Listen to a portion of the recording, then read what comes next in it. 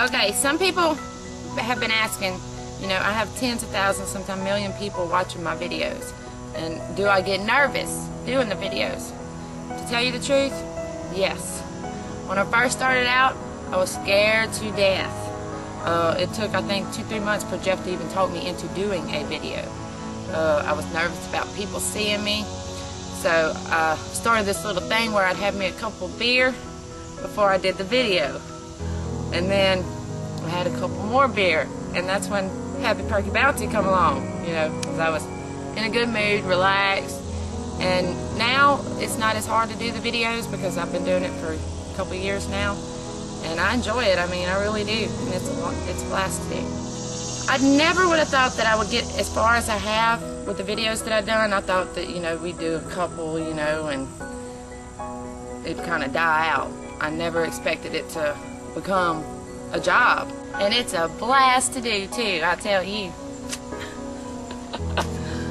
That was country, huh? What got us into videos was, it was Jeff. He used to be a truck driver.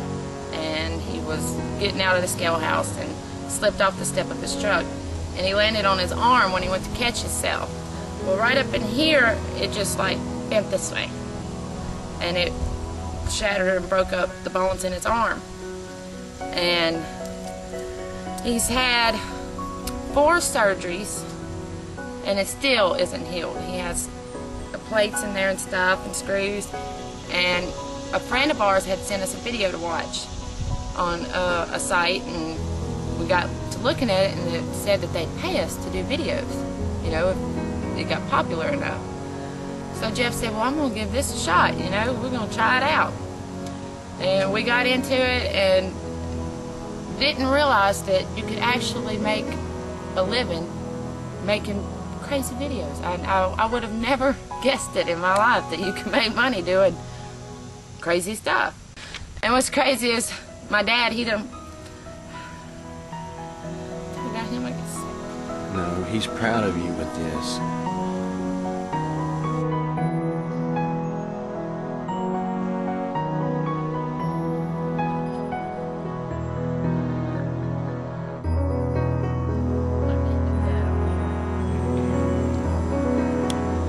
Okay,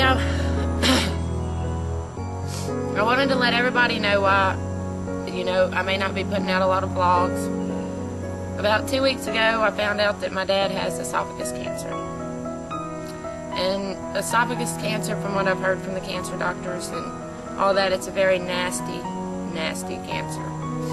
Most people, by the time they find out that they have it, it's already in phase 3, and there's only 4 phases into it.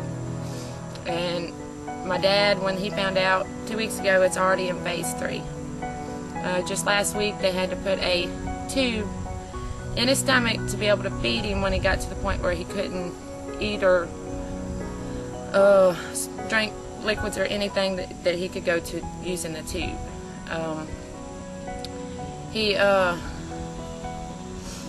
Just yesterday I went over to visit him, and it's gotten to the point where he can't eat, drink anything, and we're having to feed him through a tube.